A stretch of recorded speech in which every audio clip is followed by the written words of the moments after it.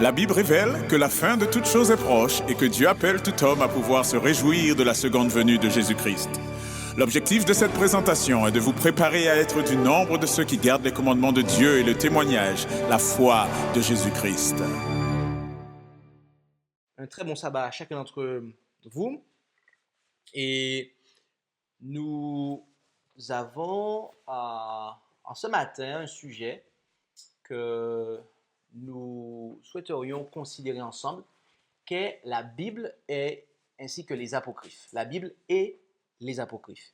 Mais avant de ce faire, nous allons invoquer la présence du Seigneur et j'invite toutes celles et ceux qui le peuvent à pouvoir se prosterner.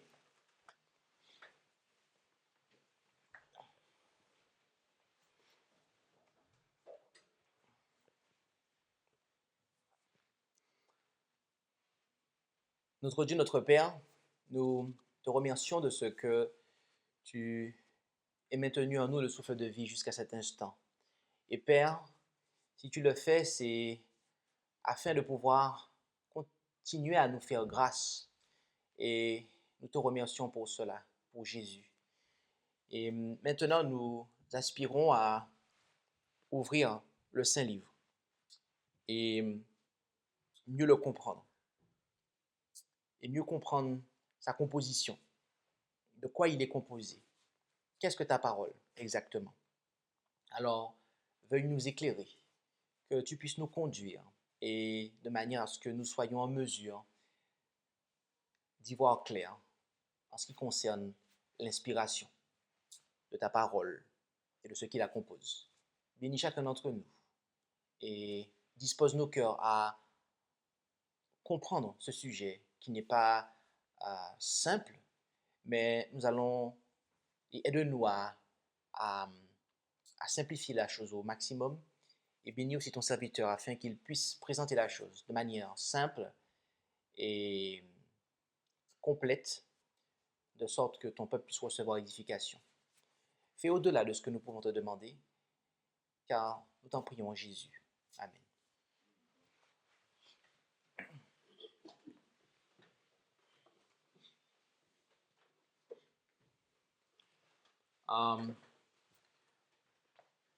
Cette présentation ne sera pas exhaustive, mais complète. Alors, quand on dit exhaustif, c'est quoi en fait? Parce que c'est un bien grand mot. Exhaustif, c'est qu'on épuise un sujet. C'est-à-dire qu'on prend tous les textes qui existent sur un sujet, okay, et à tel point que même si vous passez par derrière, vous n'allez pas trouver quelque chose d'autre de plus que ce qui a déjà été présenté. Okay? Cette présentation ne sera pas exhaustive, mais elle sera complète. C'est-à-dire qu'elle va couvrir le sujet de manière à ce que, après coup, il n'y ait, on espère, plus d'interrogations. D'accord? Mais on ne va pas prendre absolument toutes les références qui peuvent exister par rapport à ce sujet. D'accord? Et je vais vous dire à quel moment, très précisément, cela est le cas. D'accord? Alors.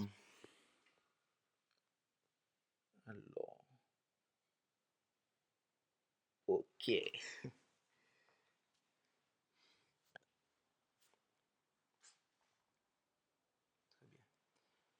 La Bible.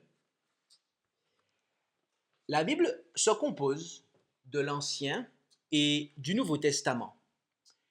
Dieu donna le premier aux Hébreux et le second aux Juifs qui ont accepté le message de Jésus-Christ. Ces deux parties constituent la révélation de Dieu à l'homme. L'Ancien Testament des Bibles modernes comprend 39 livres qui sont classifiés comme suit. Le Pentateuque, qui sont les 5 premiers livres et qui sont autrement qualifiés de loi, d'accord? Donc lorsqu'on parle de la loi, cela ne fait pas nécessairement allusion aux 10 commandements, mais le Pentateuque était aussi considéré comme étant la loi, d'accord? Donc prenez, par exemple, faites une recherche un jour sur la loi et les prophètes et vous allez voir qu'en fait, il est fait allusion en fait au Pentateuque, ok? Cette expression fait notamment référence au Pentateuque et pas exclusivement à la loi des 10 commandements, D'accord? Donc, nous avons 5 livres dans le Pentateuque. Les livres historiques, nous en avons 12. D'accord? Les livres poétiques, nous en avons 5. Et les livres prophétiques, nous en avons 17. OK? Donc, cela nous donne un total de 39 livres. Tout à l'heure, j'ai précisé moderne, car auparavant, on comptait 22 ou 24 livres. Mais il s'agissait toujours des mêmes écrits qui étaient regroupés de façon différente. Un exemple, les 12 petits prophètes, ce que l'on appelle les petits prophètes, ne comptaient que pour un livre dans certaines éditions du passé. Okay? Mais c'est toujours ces mêmes écrits qui ont été de tout temps présents dans les versions hébraïques de l'Ancien Testament. Le Nouveau Testament contient quant à lui 27 livres qui sont classifiés comme suit. Vous avez les 4 évangiles, vous avez le livre historique de l'Église apostolique, qui est les Actes des Apôtres, ainsi que 21 épîtres, dont une majorité qui sont dites pauliliennes, c'est-à-dire qui proviennent de Paul, et vous avez un livre prophétique qui est l'Apocalypse. Si toutes les traductions françaises de la Bible contiennent 27 livres dans le Nouveau Testament, nous constatons cependant que certaines versions ont 46 livres dans l'Ancien Testament au lieu de 39. Et la question que nous devons nous poser maintenant, c'est pourquoi? Avant d'aller plus loin, il y a un point que nous devons considérer, d'accord? Ou qu'il nous faut poser et reconnaître. C'est que toute l'inspiration n'est pas dans la Bible ayant 66 livres, d'accord? Puisque 39 plus 27 est égal à 66, ok? Il nous faut reconnaître que toute l'inspiration, tout ce qui a été inspiré n'est pas contenu dans la Bible. C'est très précisément que nous avons aujourd'hui, d'accord? Et nous allons, pour appuyer ce que nous venons de dire, passer en revue, ou tout du moins considérer un certain nombre de passages de l'Écriture. Le premier se trouve en 1 Roi, chapitre 4, versets 29 à 33. 1 Roi, chapitre 4, versets 29 à 33.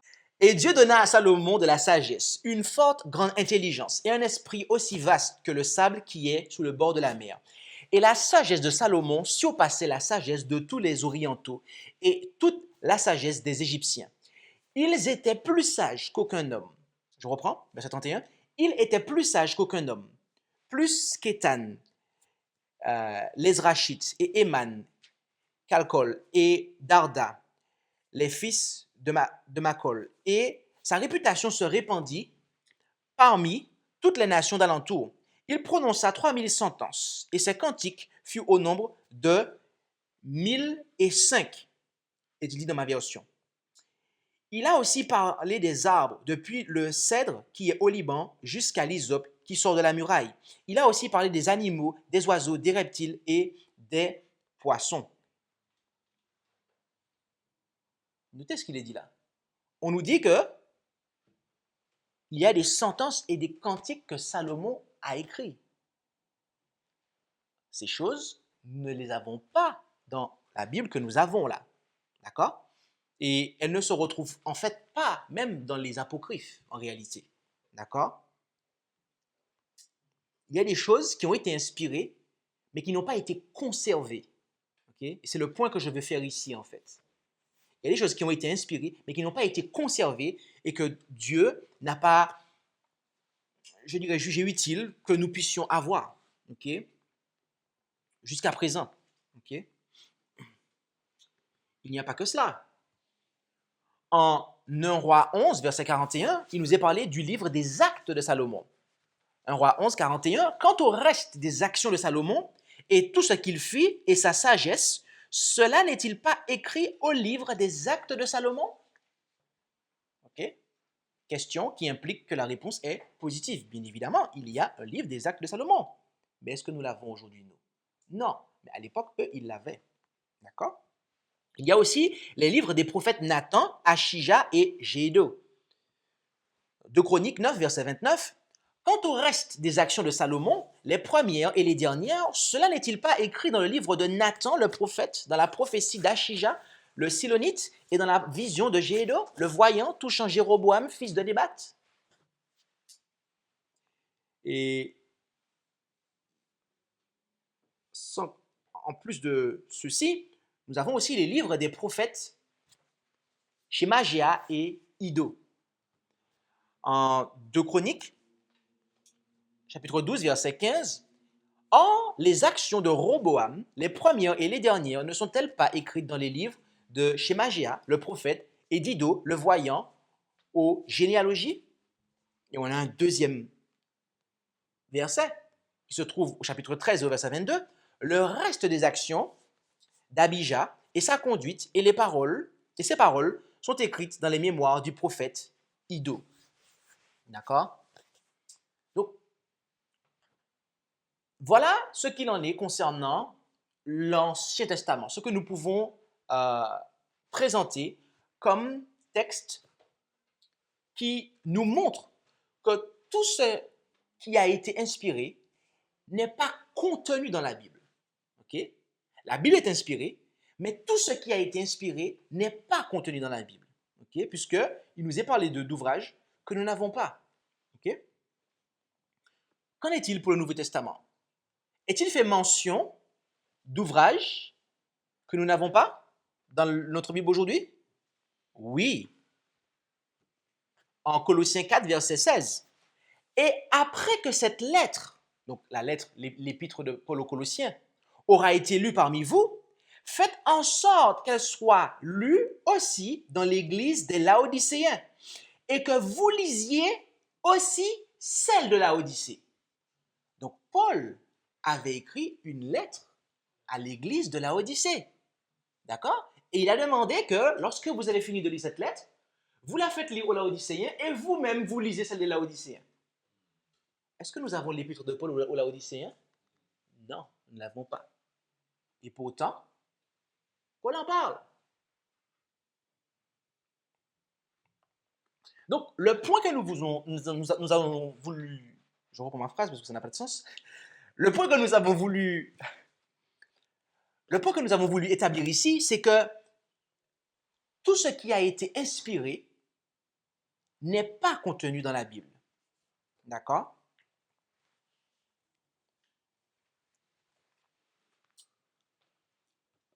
Maintenant, abordons enfin la question des apocryphes.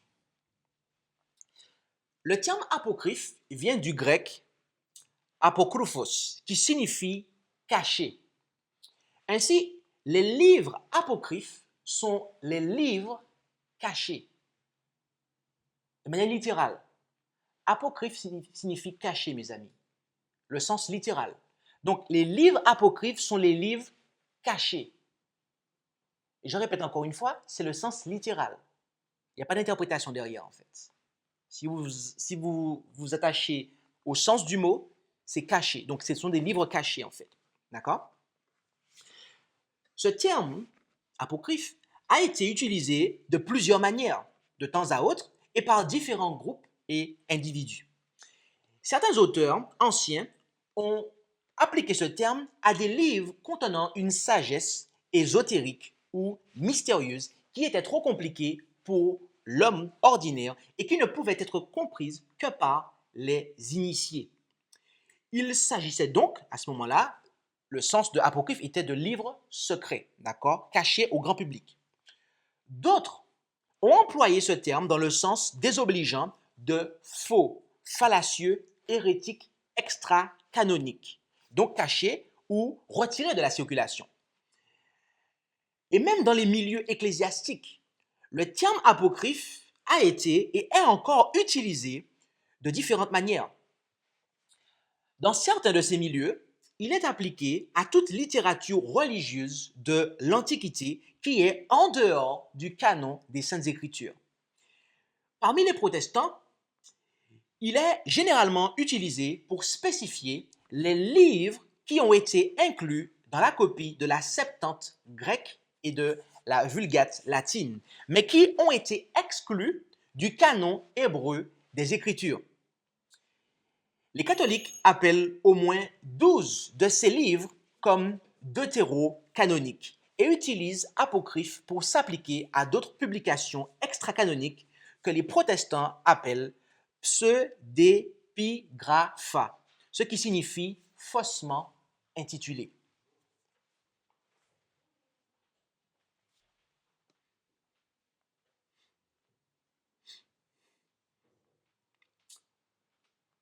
Considérons les apocryphes du Nouveau Testament.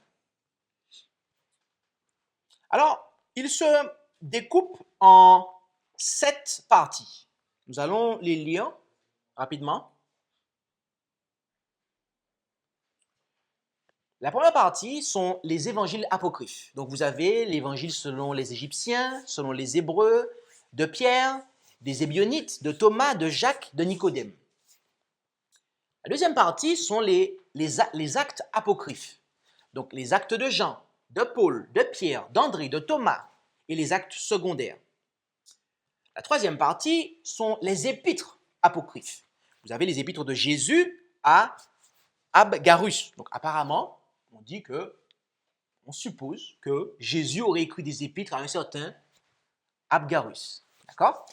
L'épître de Pierre à Jacques. L'épître de Paul aux Thessaloniciens. D'accord? Donc, on l'a vu tout à l'heure dans la Bible. Mais, et merci très bien mon frère, l'épître de Paul aux Laodicéens. D'accord? On l'a vu, Paul en parle. Mais il faut savoir que ça existe.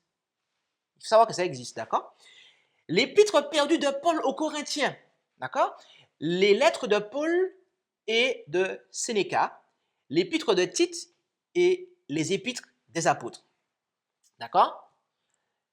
Quatrièmement, les pères apostoliques. Donc, vous avez Clément 1, Clément 2, ou 1 Clément ou 2 Clément, comme 1 Corinthiens, 2 Corinthiens. Donc, 1 Clément, 2 Clément, l'épître de Barnabas, le berger de Hermas et la Didaché. D'accord? Cinquièmement, vous avez les apocalypses apocryphes. Donc, vous avez l'ascension d'Ésaïe, l'Apocalypse de Pierre, le 5e et 6e livre d'Esdras, la prophétesse chrétienne, l'Apocalypse de Paul, de Thomas, d'Étienne et l'Apocalypse de la Vierge. Marie, très précisément, je précise pour vous. OK? Sixièmement, nous avons les écrits gnostiques apocryphes. D'accord? Donc, ces livres datent du milieu du 4e siècle après Jésus-Christ. Cette collection se compose de 13 codex, pas tous entièrement conservés, desquels environ 1200 pages, dont certaines ne sont conservées qu'en fragments, existent encore. Ces œuvres consistent en des évangiles, des actes d'apôtres et des apocalypses apocryphes. Sont également inclus des lettres, des dialogues, des livres dits secrets, des traités religieux et un livre de littérature sur la sagesse. Enfin, la 7e catégorie sont les apocryphes modernes. D'accord? Vous avez par exemple le livre de Jachère, qui a été écrit en 1751. OK? La crucifixion de Jésus par un témoin oculaire, qui a été publié en 1851. Vous avez la 29e, tout du moins le 29e chapitre des Actes en 1871. Le rapport de Pilate en 1879. Les confessions de Ponce Pilate en 1889. La vie inconnue du Christ qui est apparue en 1894. Le deuxième livre des Actes perdus depuis longtemps en 1904. L'Évangile du Verseau en 1911 et les Épîtres perdues de la Bible en 1926. Ça fait beaucoup. Ça fait beaucoup de choses que apparemment nous aurions manqué. Donc, à en croire cet amas de textes, notre Bible est bien petite. Mais qu'en est-il réellement? Les livres apocryphes du Nouveau Testament n'ont jamais tenu une position d'estime parmi les chrétiens égale à celle tenue par les apocryphes de l'Ancien Testament. Peu d'entre eux ont été sérieusement considérés par l'Église, et par les églises devrais-je dire, comme candidats à la canonicité. Et pourquoi? La raison principale, mes amis, est qu'aucun des livres, épîtres, Apocalypse, Actes, toutes les catégories que nous avons vues là, habituellement classées parmi les apocryphes du Nouveau Testament, n'est antérieur au IIe siècle. Vous avez compris ça? Aucun d'entre eux ne date d'avant le IIe siècle. Ils datent tous d'à partir du IIe siècle. Ainsi, aucun d'eux ne peut à juste titre revendiquer être l'œuvre des apôtres, ce qui est le critère déterminant pour entrer dans le canon.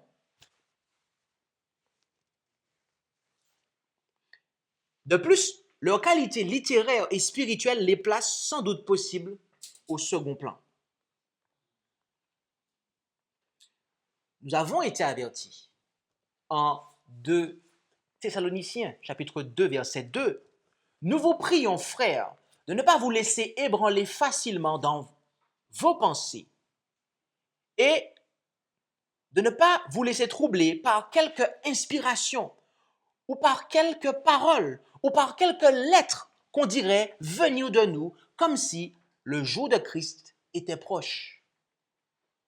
Les apôtres, et ici Paul, avaient mis en garde les croyants de ne pas accepter facilement comme ça quelques inspirations, quelques paroles, quelques lettres qu'on dirait venir d'eux. C'est donc que le danger est bien existant. Dieu avait vu ce danger et il a averti son peuple en disant « Faites attention à ce que l'on vous présente comme venant de tel apôtre, tel apôtre. »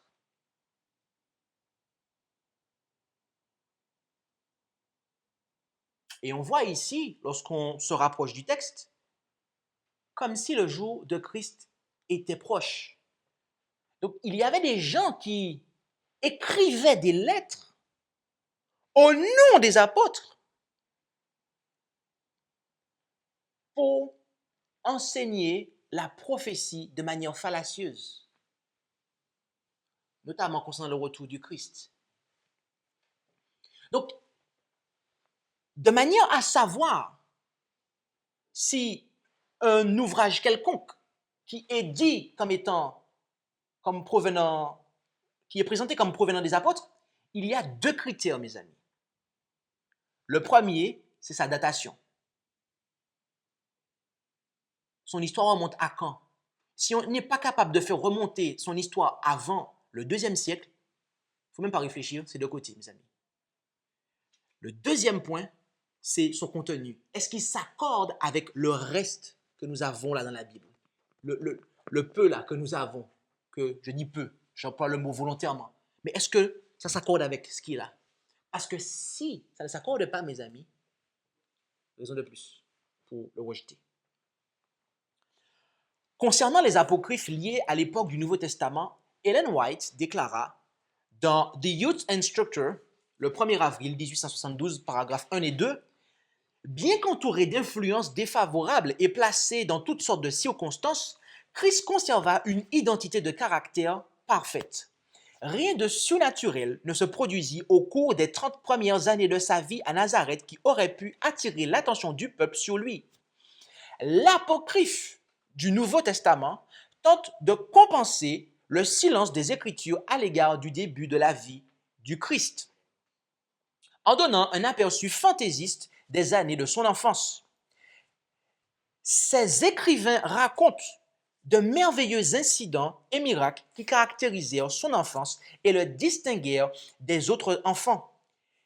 Ils relatent des contes fictifs et des miracles frivoles qu'il aurait opérés, attribuant au Christ l'étalage insensé et inutile de sa puissance divine et falsifiant son caractère en lui attribuant des actes de vengeance et des actions malicieuses qui étaient cruelles et ridicules. Combien l'histoire du Christ, telle que rapportée par les évangélistes, qui est belle dans sa simplicité naturelle, ne se distingue-t-elle pas de ces histoires dénuées de sens et de ces contes fictifs?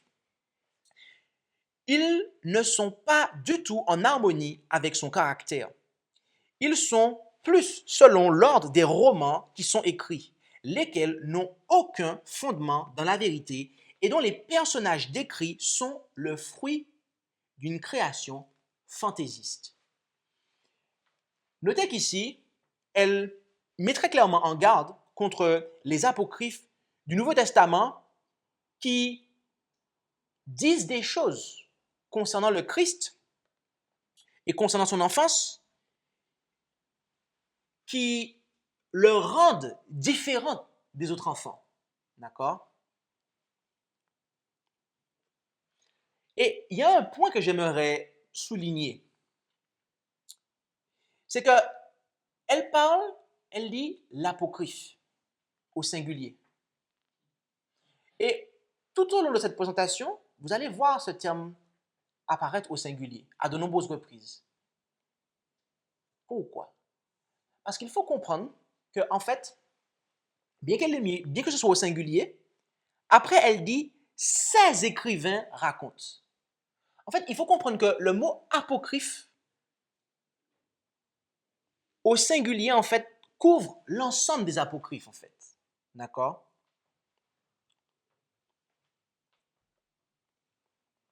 Tout comme la Bible couvre un ensemble de livres.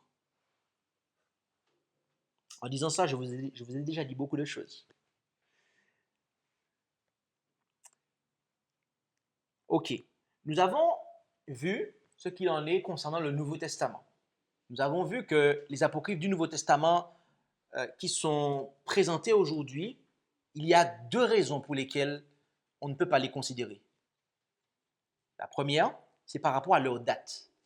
La deuxième, c'est par rapport à leur contenu, qui ne s'accorde pas avec ce qui est dit dans les écrits que nous avons.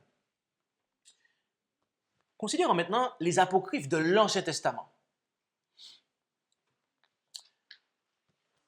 Nous pouvons les compter au nombre de 15. Et vous m'excuserez pour la petitesse de l'écriture, mais par rapport à la longueur du point numéro 10, je ne pouvais pas faire deux colonnes. Alors, nous avons premièrement le premier livre d'Esdras. Deuxièmement, le second livre d'Esdras. Troisièmement, Tobie. Ensuite, Judith. Cinquièmement, le supplément au livre d'Esther. Sixièmement, la sagesse de Salomon. Septièmement, la sagesse de Jésus, le fils de Sirach. Alors, il faut savoir que la version hébraïque de Jésus était assez répandue dans l'Ancien Testament. Donc, par exemple, Josué, son nom en hébreu, en fait, c'est équivalent à Jésus, en fait. Huitièmement, Baruch. Neuvièmement, la lettre de Jérémie. Dixièmement, la prière de Azaria et le chant des trois jeunes hommes, des trois jeunes hébreux dans la fournaise. Onzièmement, Suzanne. Douzièmement, Bel et le dragon. Treizièmement, la prière de Manassé. Et quatorzième et quinzièmement, le premier et second livre des Maccabées. Qu'en est-il par rapport à ces ouvrages apocryphes? Eh bien, faisons un peu d'histoire de ces apocryphes. Et commençons par une base sûre. La parole de Dieu.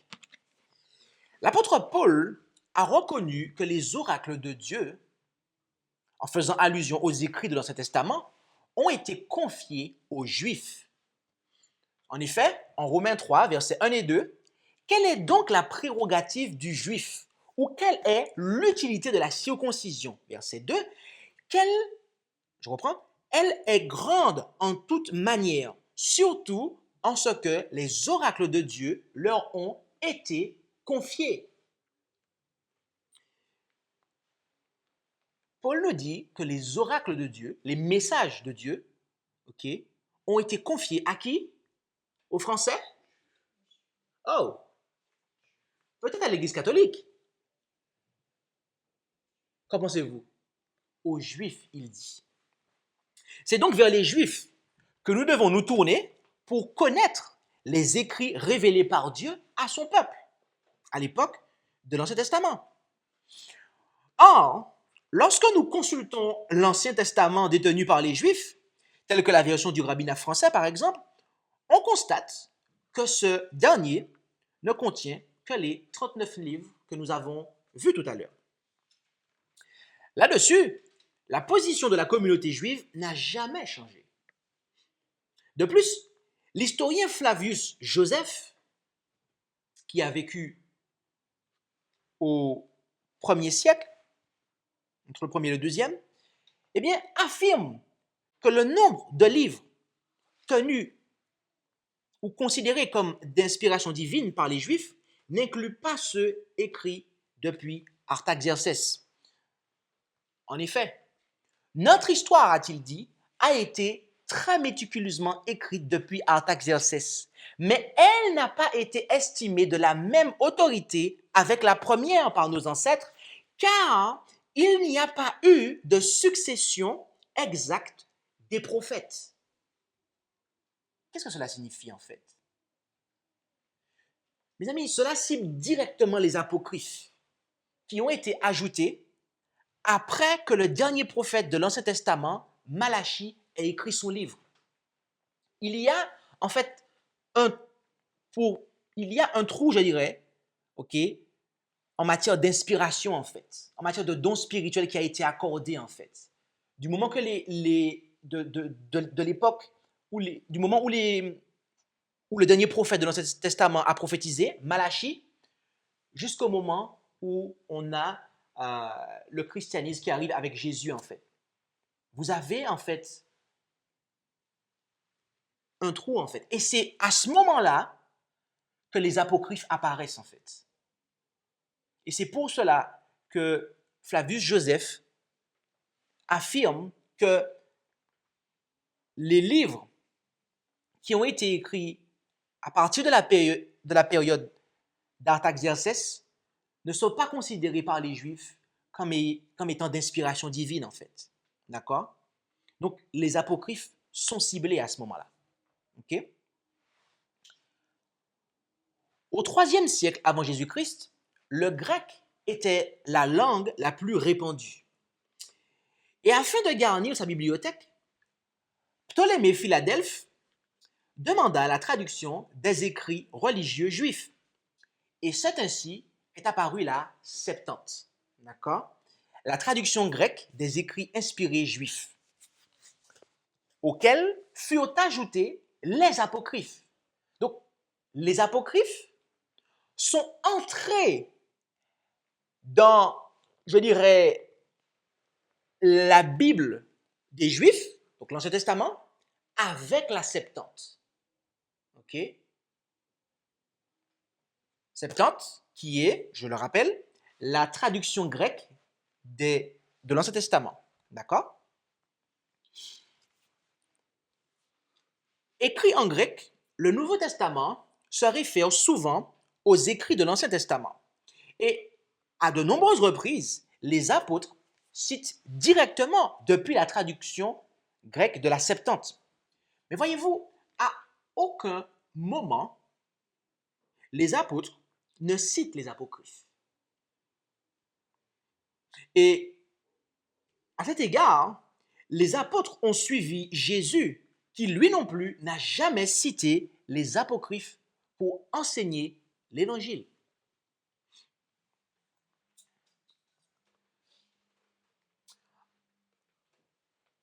Nous avons considéré l'Ancien Testament, le Nouveau. Intéressons-nous maintenant à la période de ce que l'on va appeler le Moyen Âge. En ce qui concerne la relation des apocryphes avec le canon de l'Ancien Testament, on peut noter 3 prises de position parmi les confessions chrétiennes. La première, c'est celle de l'Église catholique romaine. L'Église catholique romaine a accordé à 12 des apocryphes un statut canonique complet.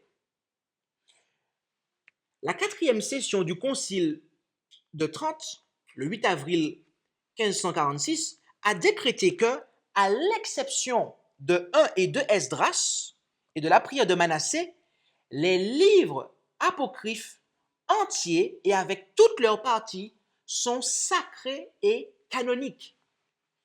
Un anathème est en outre prononcé contre quiconque les rejette sciemment et délibérément.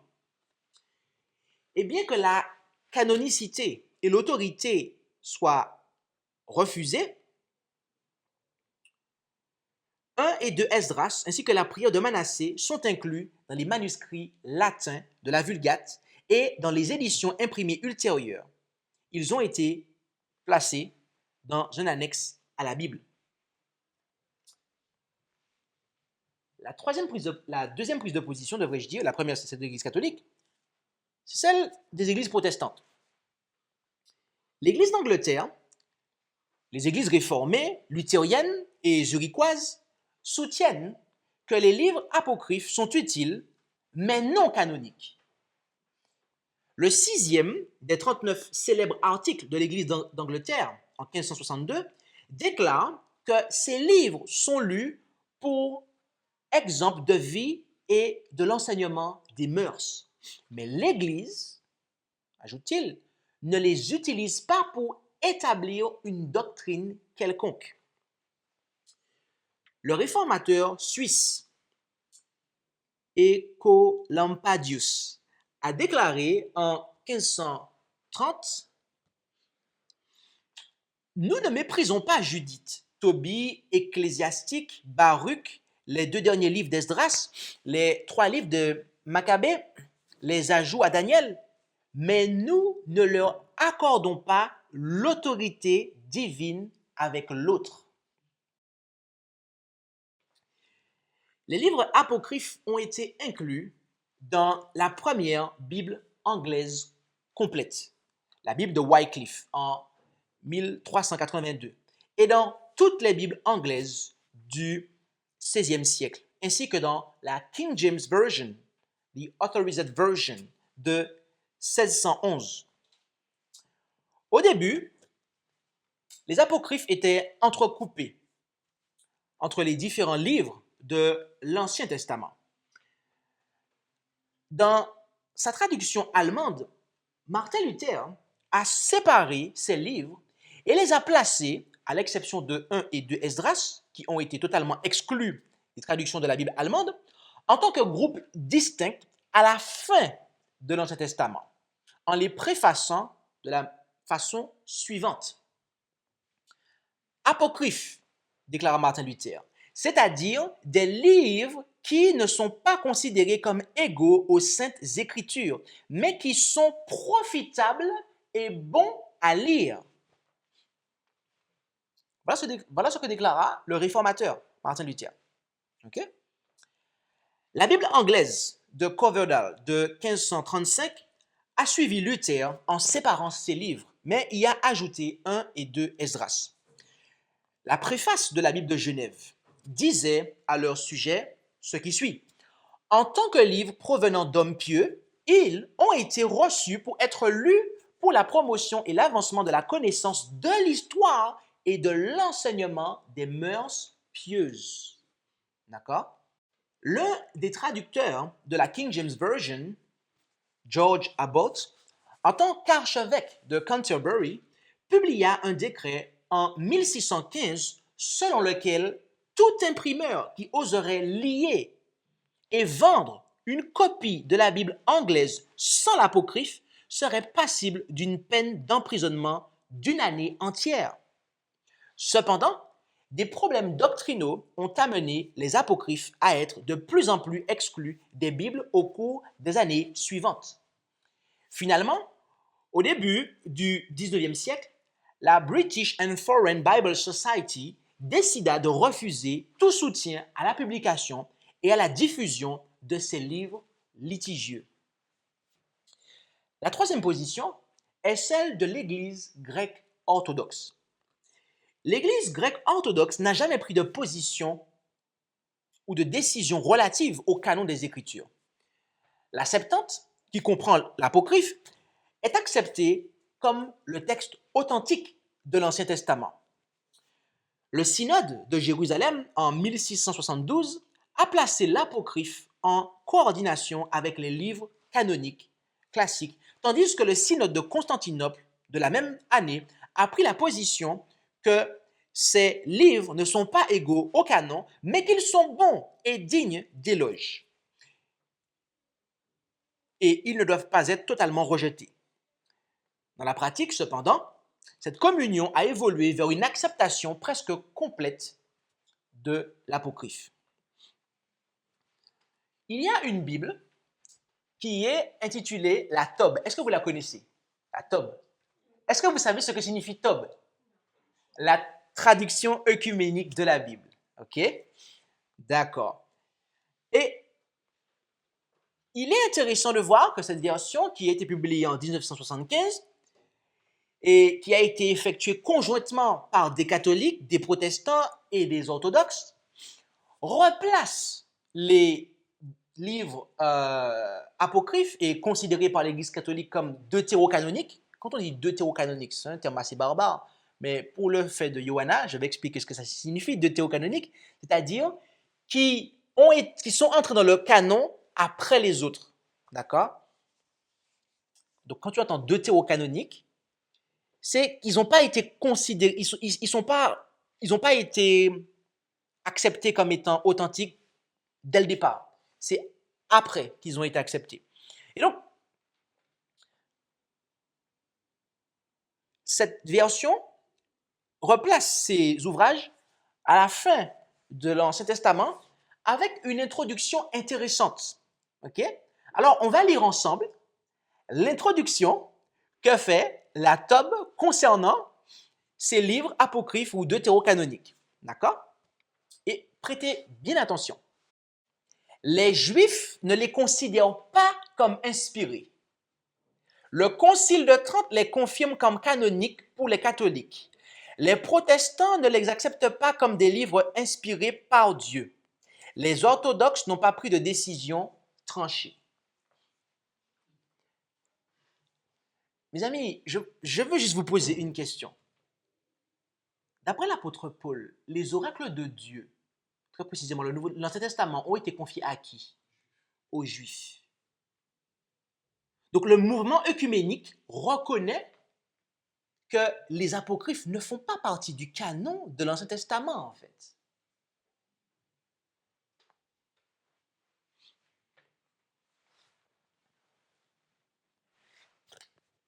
Il y a un problème avec les apocryphes. Je dirais même un sérieux problème.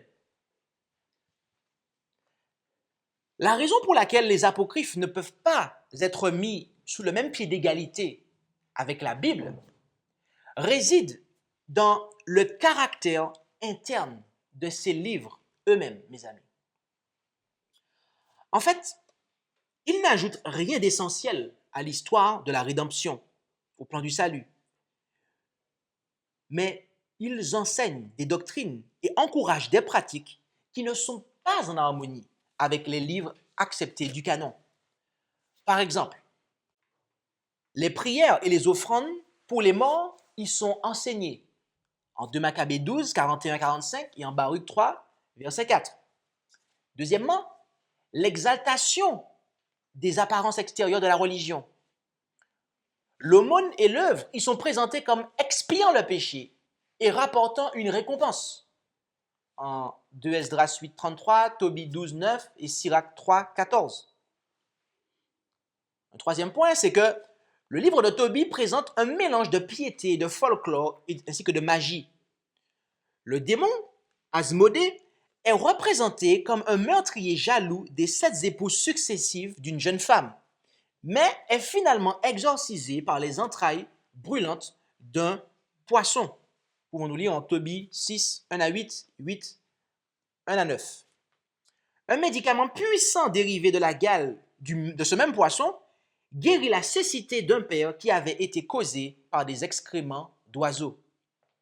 Ça, on peut le lire en Tobie 2, 9, 10, 6, 8, 11, 7 à 15. Quatrièmement, le langage et la conduite de Judith, caractérisés par la double action et le mensonge, sont représentés comme rencontrant l'approbation et l'aide de Dieu. Judith 9, 10 et 13. La sagesse de Salomon enseigne que la doctrine platonicienne selon laquelle l'âme de l'homme est intrinsèquement immortelle et que son corps est un simple obstacle à l'âme, au chapitre 9, verset 15, ce qui est une vision étrangère à la fois à l'Ancien et au Nouveau Testament. De plus, l'auteur a également emprunté la doctrine de Platon sur la préexistence de l'âme, au chapitre 8, versets 19 et 20. Donc, il y a ce problème dans le fond en matière de doctrine et de pratique, c'est que les apocryphes de l'Ancien Testament ne s'harmonisent pas en fait avec les ouvrages que les Hébreux et les Juifs, très précisément, acceptaient comme leur Bible, ce que nous appelons l'Ancien Testament aujourd'hui.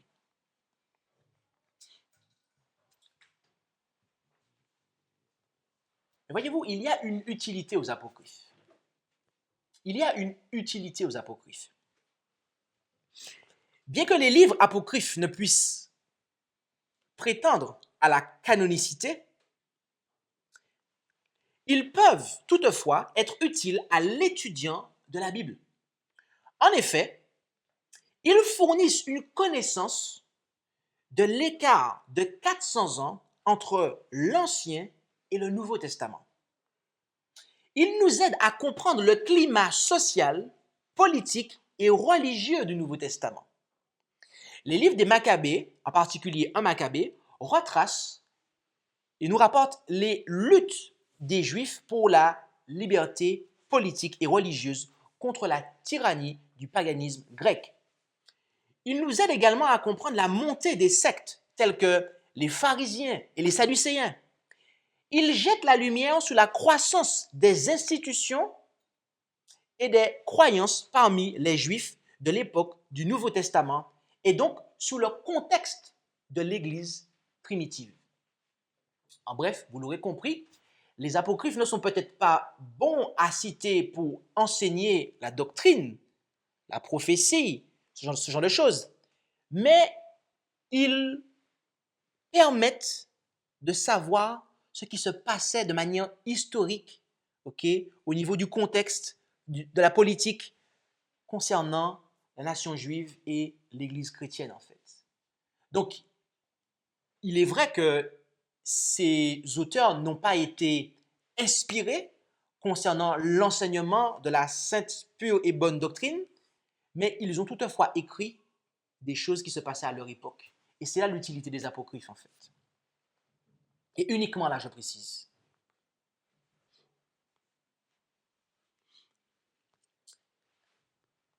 J'aimerais que nous considérions maintenant Ellen White et les apocryphes. Tout à l'heure, on a vu les apocryphes du Nouveau Testament, ce qu'elle a déclaré dessus, mais ici, on va voir, cette déclaration va concerner très spécifiquement ceux de l'Ancien Testament en fait. Considérons Manuscript Releases, volume 16, page 34, paragraphe 3. Et là, c'est une vision, mes amis. Donc, si vous croyez dans le don de prophétie, cette déclaration devrait vous intéresser. Si vous n'y croyez pas, je respecte votre choix. En tout cas, moi, j'y crois. J'ai alors vu la parole de Dieu, pure et non frelatée, et que nous devons répondre de la façon dont nous avons reçu la vérité proclamée par cette parole. J'ai vu qu'elle avait été un marteau pour briser le cœur de silex en morceaux et un feu pour consommer les scories et l'étain, afin que le cœur soit pur et saint. J'ai vu que l'apocryphe était le livre caché et que les sages des derniers jours devraient le comprendre. J'ai vu que la Bible était le livre standard qui nous jugera au dernier jour. Arrêtons-nous un peu ici. Nous avons là une vision, mes amis. Nous avons là une vision. Donc, c'est quelque chose que Dieu lui a montré. Elle a vu que l'apocryphe, et on a vu tout à l'heure que ce terme, en fait, regroupe les apocryphes, était le livre caché. Donc, Pour la messagère, cela n'a pas le sens de douteux, de hérétique, etc., mais de caché. D'accord? Il est le livre caché. Et elle dit que les sages des derniers jours devaient le comprendre. Ce point-là, je vais passer dessus, juste pour l'instant, car il nous faudrait, pour l'expliquer, considérer d'autres textes. Mais nous allons le faire juste après la phrase suivante que nous allons analyser maintenant. J'ai vu que la Bible était le livre standard. Donc remarque qu'elle fait une distinction entre la Bible et les apocryphes.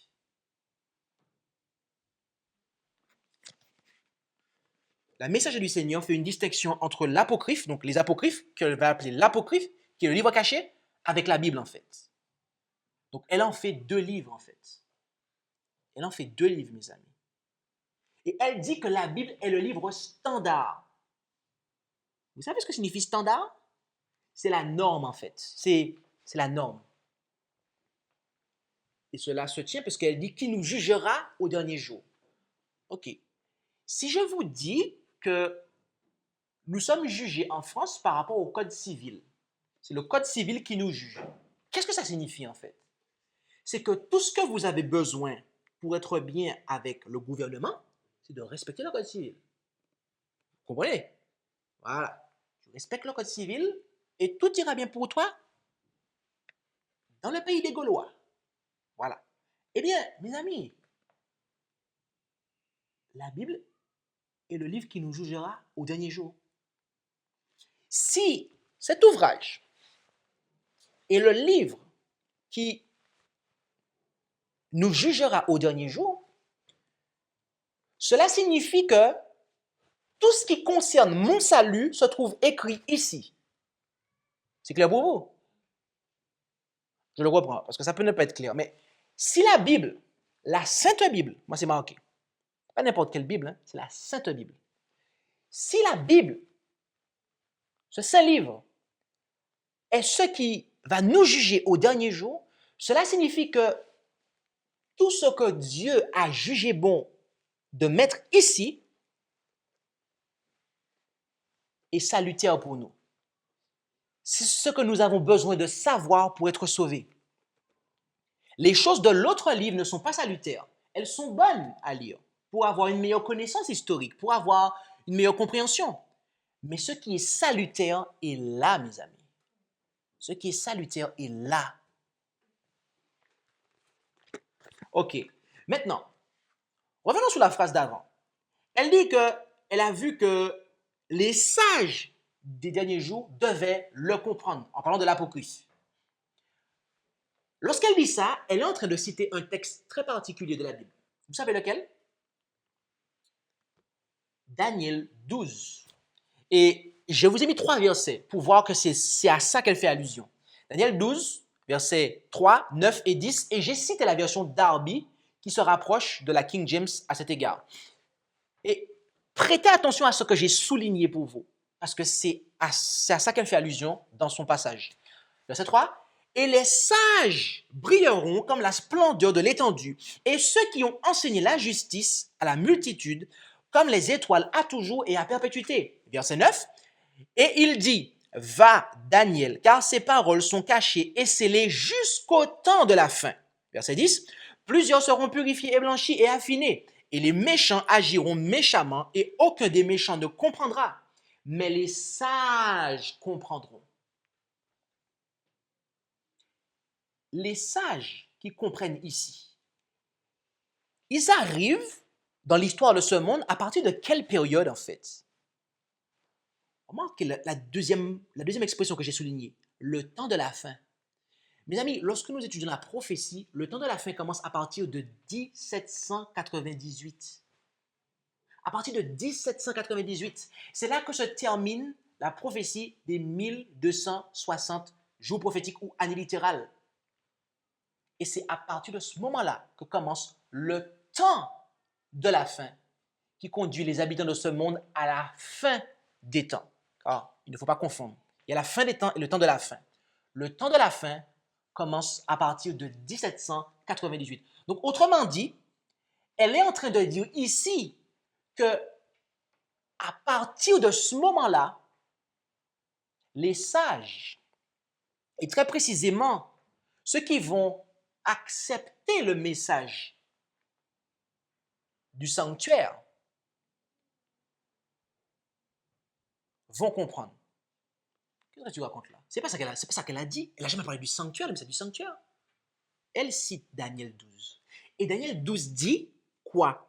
Plusieurs seront purifiés et blanchis. Mes amis, est-ce que vous pouvez être purifiés si vous n'acceptez pas le message du sanctuaire qui nous parle de l'expiation en deux phases? La première pour le pardon, la seconde pour la purification. Non. Donc, cela fait très clairement allusion aux adventistes, mais pas n'importe lesquels. Parce qu'il y a les adventistes millérites. Mais là, très précisément, aux adventistes du 7e jour. En d'autres termes, Ellen White a vu, Dieu lui a montré que les sages des derniers jours, autrement dit, les adventistes du 7e jour, devraient comprendre l'apocryphe.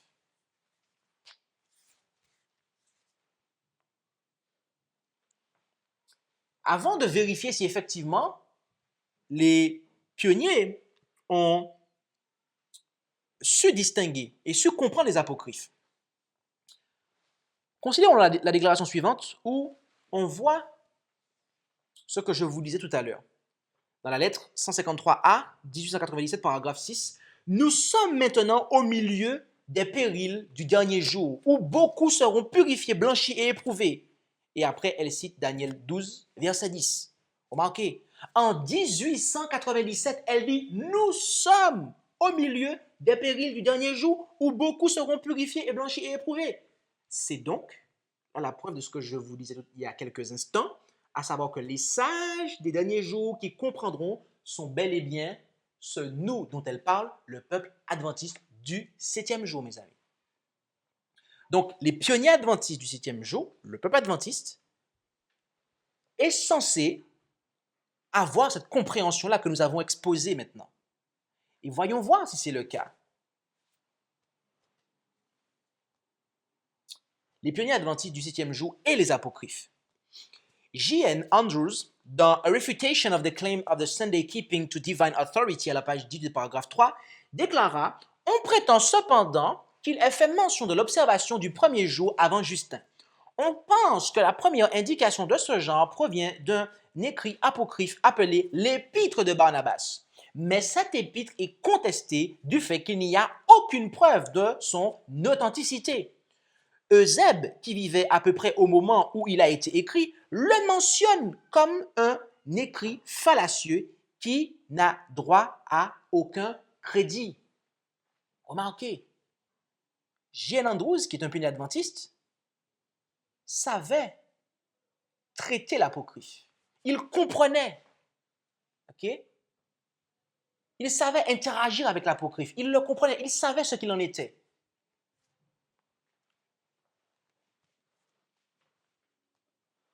S.N. Anskel, dans The Cross and its Shadow, à la page 48, paragraphe 5, déclara « L'auteur de l'apocryphe déclare que l'ange sera à nouveau présenté dans les derniers temps. » Donc là, il dit, l'auteur de l'apocryphe déclare que l'ange sera à nouveau présenté dans les derniers jours. Donc là, il fait une affirmation. Mais remarquez comment il va poursuivre sa phrase.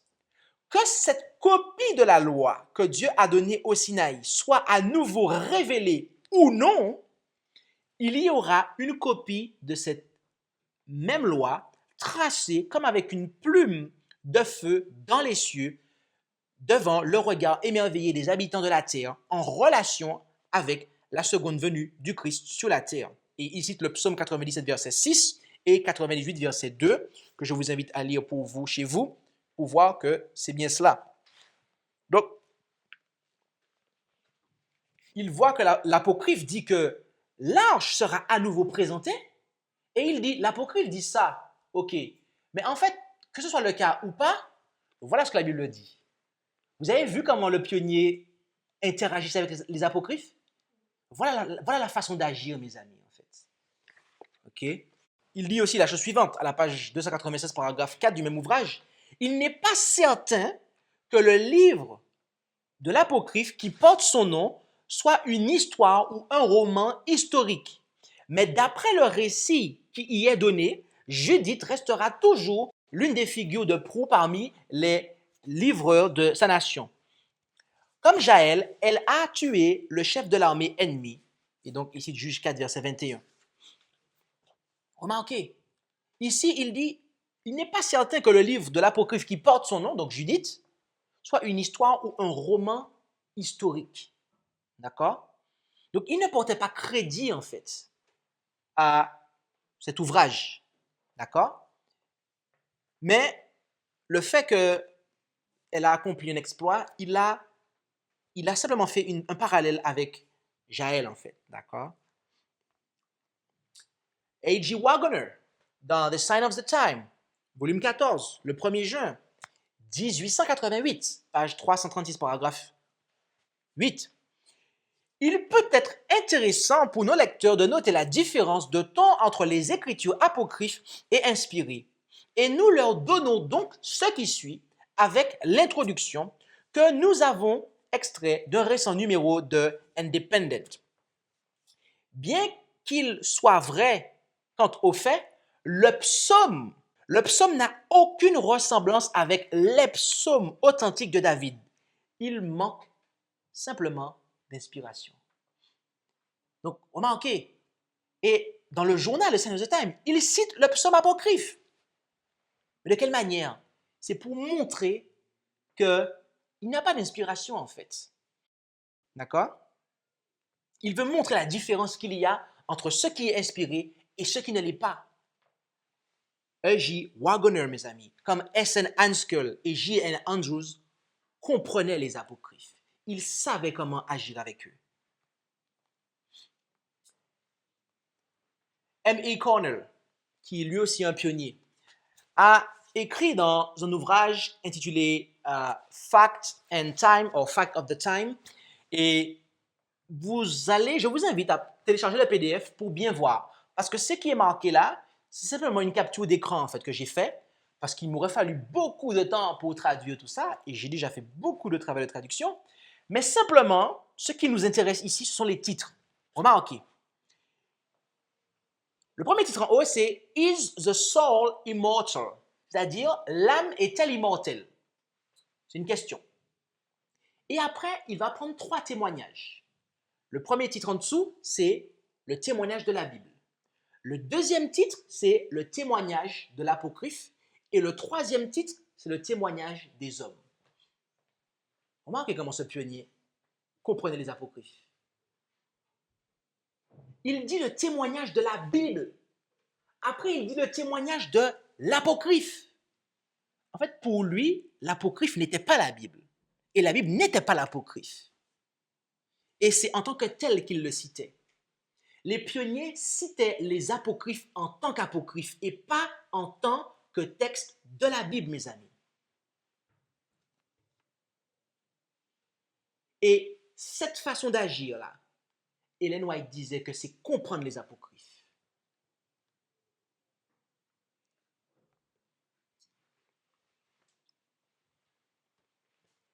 En conclusion, que dirons-nous, mes amis?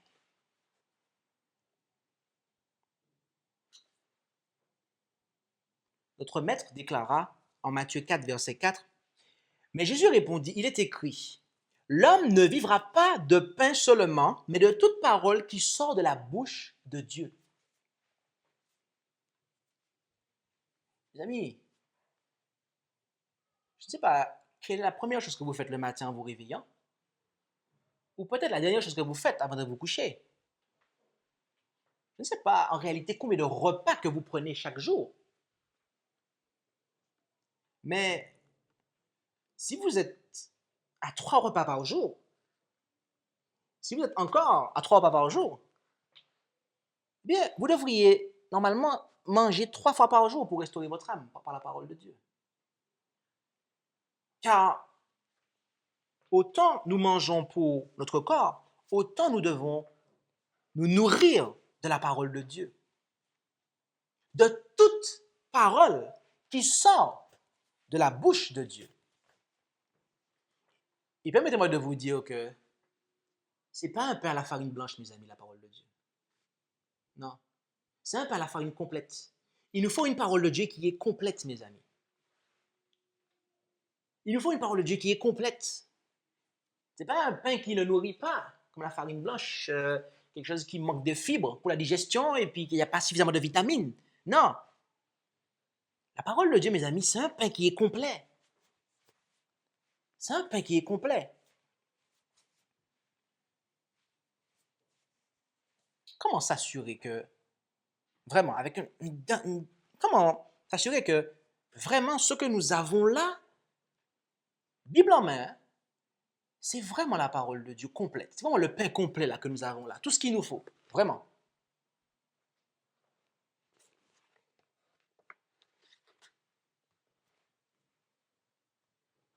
Lévitique 24, versets 5 et 6. Tu prendras aussi de la fleur de farine et tu la cuiras en 12 gâteaux. Certaines versions disent pain de proposition, des pains. Là, c'est gâteau dans ma version, Osterwald. Chaque gâteau sera de 2 dixièmes et tu les placeras en 2 rangées, 6 par rangée, sur la table d'or pure devant l'Éternel. Voilà la description et notez ce que j'ai mis, ce que j'ai souligné. Ici, nous avons la description de ce qui est sur la table des pains de proposition. D'accord? Remarquez comment les pains de proposition étaient rangés. Vous aviez 2 piles de 6 pains. Vous en aviez 12. 2 piles de 6. Ce n'est pas 3 piles. Ce n'est pas une pile. C'est 2 piles. Et vous avez 6 et 6.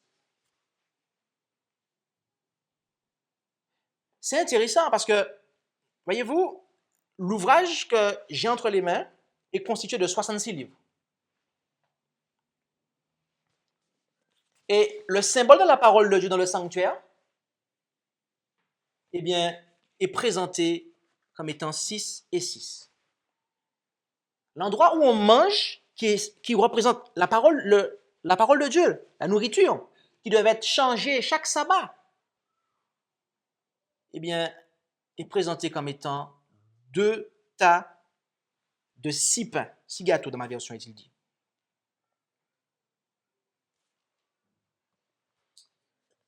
Mes amis, nous avons la parole de Dieu entre nos mains. Nous avons ici le pain complet que le ciel nous a envoyé, mes amis, pour n'avoir aucune carence spirituelle. Je ne sais pas pour vous, mais je désire accepter ce pain complet tel que Dieu me l'a donné,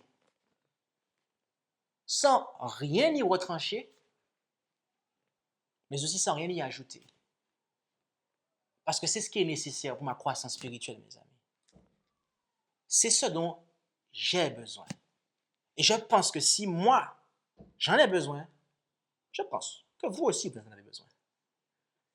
C'est pour cela, mes amis, que je vous invite sincèrement à vous aussi comprendre les apocryphes, comme nous le dit l'inspiration, à savoir comment interagir en suivant l'exemple que les premiers sages de la prophétie nous ont montré. Ils savaient bien distinguer les choses. Ils citaient les apocryphes en tant qu'apocryphes et pas en tant que livre de la Bible. Okay? Puisse Dieu nous bénir. Puisse-t-il bénir sa parole. Et puissions-nous croître par son moyen. Et ainsi, nous tenir devant lui, sans tâche. Amen. Ok. Eh bien, je vous invite à prier avec moi. Ah, si, il peut couper. Ouais. Okay.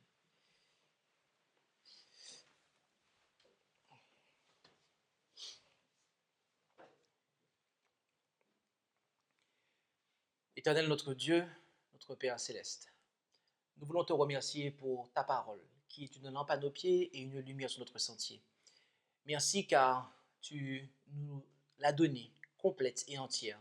Tu nous as donné tout ce dont nous avons besoin pour parfaire un caractère, pour avoir une révélation complète de ton caractère et de Christ, ton Fils Jésus.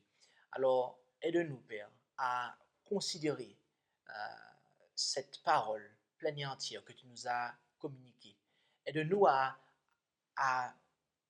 avoir aussi un rapport correct avec l'apocryphe, qui est le livre caché, et que nous puissions interagir en tant que tel, être en mesure de distinguer ce qu'est ta parole, la Bible, les Saintes Écritures, et les écrits apocryphes, qui sont utiles à lire pour avoir une meilleure compréhension du contexte historique du temps dans lequel ton peuple a évolué à travers les âges, notamment les 400 ans qui ont eu lieu entre l'Ancien et le Nouveau Testament.